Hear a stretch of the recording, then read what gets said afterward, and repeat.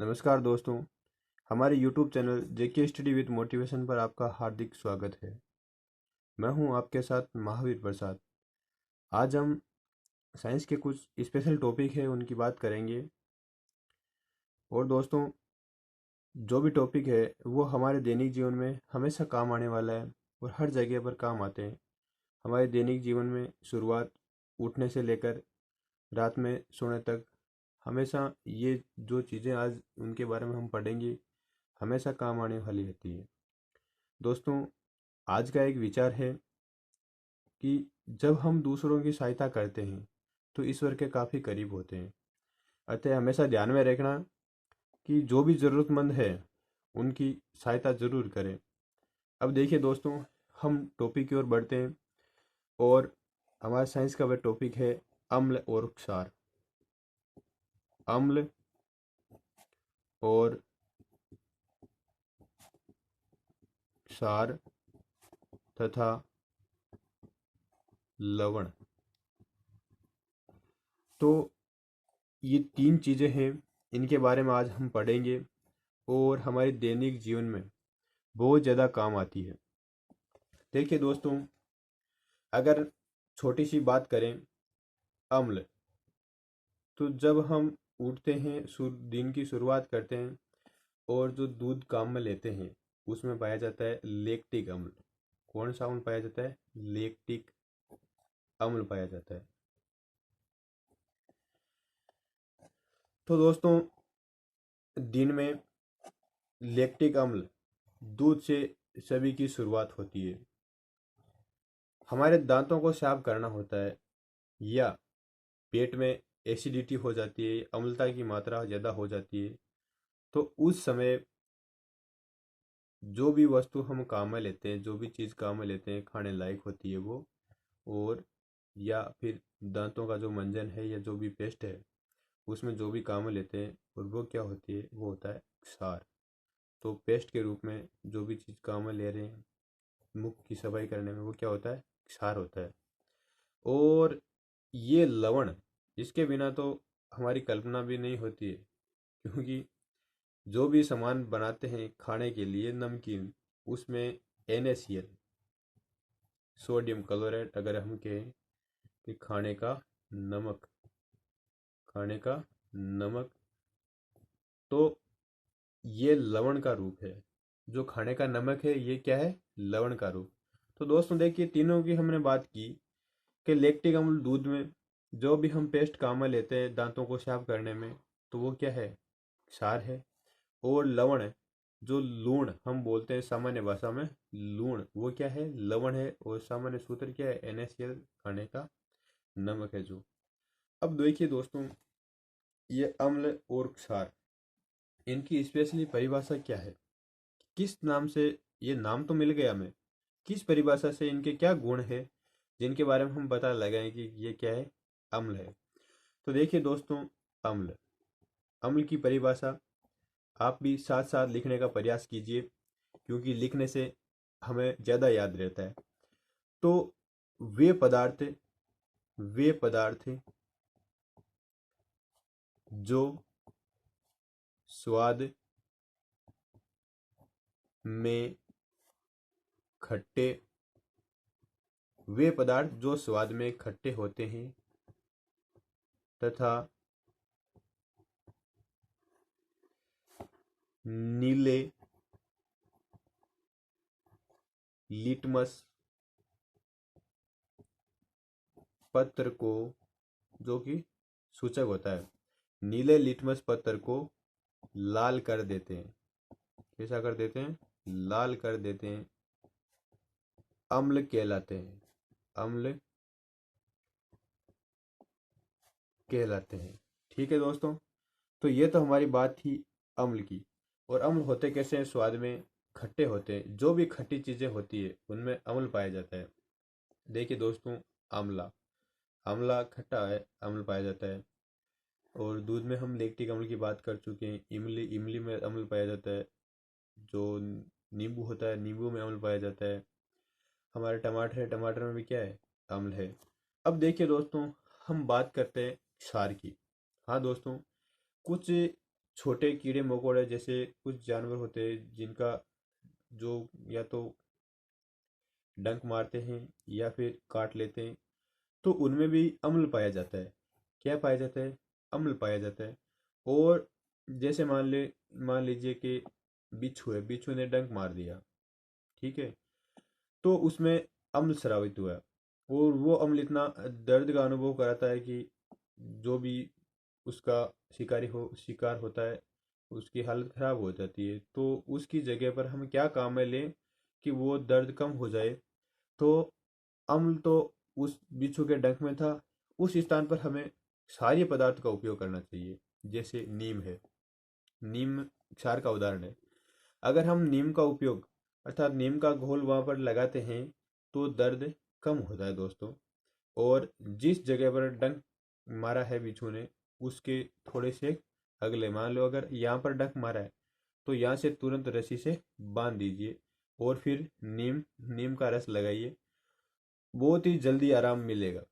अब देखिए दोस्तों, क्योंकि जो डंक था उसमें तो अम्ल था और नीम क्या है? क्षार। अम्ल और क्षार आपस में क्रिया करके लवण बना लेते हैं और जल बना लेते हैं। ठीक है दोस्तों। अब देखिए, आगे हम बात करते हैं क्षार के बारे में। ये तो हमारे सामान्य परिभाषा थी अम्ल की। अब हम बात करेंगे क्षार कि क्षार क्या होते हैं। तो देखिए दोस्तों, वे पदार्थ वे पदार्थ जो स्वाद वे पदार्थ जो स्वाद में कड़वे कैसे होते हैं? कड़वे तथा लाल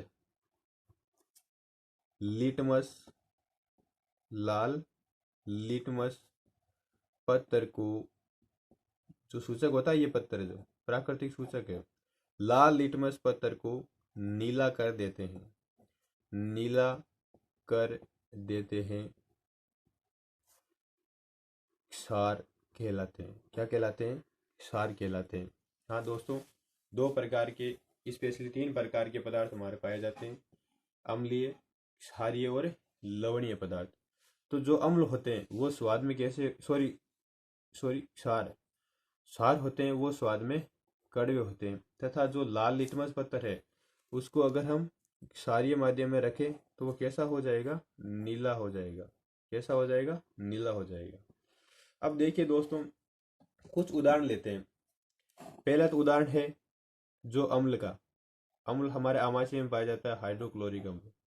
बहुत ही ज़्यादा अम्लीय पदार्थ है ये, और आमाशय बहुत ज़्यादा अम्लीय होता है और पीएच मान आपको बताया था लगभग 1.8 के लगभग।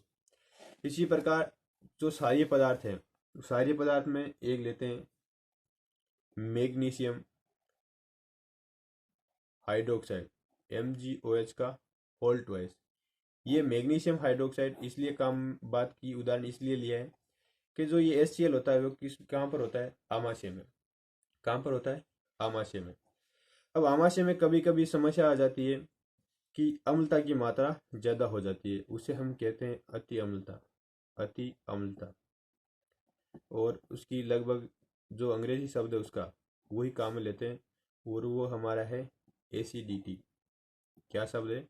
एसिडिटी। अब एसिडिटी क्या होता है कि कभी कभी खाना टाइम पर नहीं खाने से या कुछ ऐसे अम्लीय पदार्थ ज़्यादा सेवन कर लेने से पेट में जो आमाशय आमाशय की बात कर रहे हैं हम, आमाशय आमाशय में अम्ल की मात्रा ज़्यादा हो जाती है। और आमाशय में अम्ल की मात्रा ज़्यादा होने से जो अम्लता ज़्यादा है और वो अम्लता हमारे जो आमाशय उसमें जलन उत्पन्न कर देती है। क्योंकि पीएच मान बहुत ही कम हो जाता है। अब ज़्यादा अम्लता होने से पेट में दर्द अनुभव होने लगता है। तो ऐसी स्थिति में हम क्या करते हैं कि क्षारीय पदार्थ कुछ क्या करते हैं, जो क्षारीय पदार्थ है उनको काम में लेते हैं। और जब उनका सेवन करते हैं तो जो पेट में हाइड्रोक्लोरिक अम्ल है उसके साथ जब ये क्षार मैग्नीशियम हाइड्रोक्साइड जाएगा, मिलेगा, तो क्या बनाएगा? लवण। क्या बनाएगा? लवण। और साथ ही साथ क्या बनाएगा? जल बनाएगा। क्या बनाएगा? जल। और जो आमाशय का मान है वो पीएच मान है वो कैसा हो जाएगा? लगभग 7 के करीब आ जाएगा। और आमाशय, सॉरी 7 के करीब नहीं, मतलब जो ज़्यादा अम्लता है उससे कम हो जाएगा, अर्थात 1.8 या लगभग उससे थोड़ा अधिक हो जाएगा, जिसकी वजह से जो ज़्यादा अम्लता है उसकी मात्रा कम हो जाएगी और हमें राहत मिलती है। इसीलिए मैग्नीशियम हाइड्रोक्साइड उसे क्या बोलते हैं, एंटाइसिड। एंटाइसिड प्रति अम्ल। तो प्रति अम्ल का अगर क्वेश्चन आए कि हमें प्रति अम्ल कब काम में लिया जाता है, तो कब काम में लिया जाता है, अति अम्लता या फिर एसिडिटी की बात करें तो उसमें प्रति अम्ल का काम, प्रति अम्ल को काम में लिया जाता है। और प्रति अम्ल के रूप में एक उदाहरण अगर हमें देना हो तो ये हमारा उदाहरण क्या है, मैग्नीशियम हाइड्रोक्साइड MgOH का होल ट्वाइस। अब देखिए दोस्तों, ये रासायनिक अभिक्रिया होती कैसे है। तो हमारे आमाशय में क्या है, HCl। हमारे आमाशय में क्या है, HCl। अब जो HCl है उसकी मात्रा तो ज़्यादा थी। अब हमने क्या किया कि मैग्नीशियम हाइड्रोक्साइड का सेवन किया। किसका सेवन किया, मैग्नीशियम हाइड्रोक्साइड का। तो देखिए दोस्तों, यहाँ पर HCl में से क्या निकलेगा, हाइड्रोजन। और जो MgOH है यहाँ से क्या निकलेगा, OH। क्या निकलेगा, OH। और जो यहाँ पर Cl है और जो Mg है, ये दोनों कनेक्ट हो जाएंगे तो क्या बना जाएंगे, मैग्नीशियम क्लोराइड। और ये क्या है, H2O। तो H2O तो हमारा क्या हो गया, जल हो गया। और जो मैग्नीशियम क्लोराइड है वो क्या हो गया, हमारा लवण। और जो अति अम्लता थी वो क्या हो जाएगी, खत्म हो जाएगी। और जो भी इसका शिकार हुआ है वो सामान्य हो जाएगा। तो देखिए दोस्तों, ये तो बात थी अम्ल और क्षार की। अब हम बात करेंगे लवण की। किसकी बात करेंगे, लवण। अब लवण कैसे बनते हैं, तो लवण तो हमने यहाँ पर बना लिया। अब लवण की जो पहचान होती है वो क्या है कि लवण उदासीन प्रकृति के होते हैं। कैसे होते हैं, उदासीन प्रकृति के होते हैं।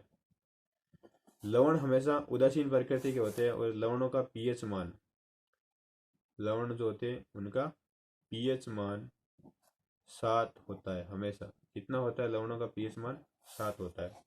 अब देखिए दोस्तों, पीएच मान की अगर बात करें तो जो भी अम्लीय पदार्थ है उनका पीएच मान 1 से लेकर 7 के मध्य। और जो क्षारीय पदार्थ है उनका पीएच मान 7 से 14 तक। यहाँ तक, 7 से 14 तक। और जो लवण है उनका पीएच मान 7 होता है। तो दोस्तों 3 कैटेगरी है, 1 से 7 तक, एक 7 और एक 7 से 14 तक। अब देखिए दोस्तों, हम देखते हैं कि एक अलग उदाहरण लेकर कि लवण कैसे बनता है, जो हमारे खाने का नमक है वो कैसे बनता है। तो देखिए दोस्तों, एक पदार्थ है जो भी हमने ऊपर लिया, हाइड्रोक्लोरिक अम्ल। हाइड्रोक्लोरिक अम्ल, इसके साथ अगर हम सोडियम हाइड्रोक्साइड NaOH की क्रिया करवाते हैं तो इसके फलस्वरूप हमें NaCl, जो क्या है, लवण। और अगर हम बात करें तो खाने का नमक, क्या है, खाने का नमक। और साथ ही साथ क्या मिलता है, हमें जल मिलता है। तो देखिए दोस्तों, इस प्रकार की अभिक्रिया जिसमें जो HCl है वो क्या है, अम्ल। और जो NaOH है वो क्या है, क्षार। तो देखिए दोस्तों, अम्ल और क्षार आपस में क्रिया करते हैं, लवण तथा जल बनाते हैं। तो देखिए दोस्तों, ये हमारी बात थी कि अम्ल, क्षार और लवण क्या होते हैं। तो ये इनकी थी सामान्य जानकारी। अब जो हमारा अगला वीडियो होगा, उस अगले वीडियो में हम बात करेंगे स्पेशली अम्ल, क्षार और लवण की, जो उनकी रासायनिक अभिक्रियाएं कैसे कैसे होती है और कौन से नए पदार्थ हमें प्राप्त होते हैं। तो देखिए दोस्तों, हमने कोशिश की है आपको अच्छी तरह से खुलकर बताने की। और भी हमारी ये क्लासें लगातार जारी रहेगी। तो दोस्तों, हमारे यूट्यूब चैनल को सब्सक्राइब व शेयर जरूर करें।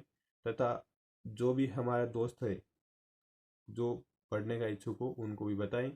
और यहाँ पर बड़ी आसानी से लो लेवल से हाई लेवल तक की क्लासें उपलब्ध आपको होती रहेगी।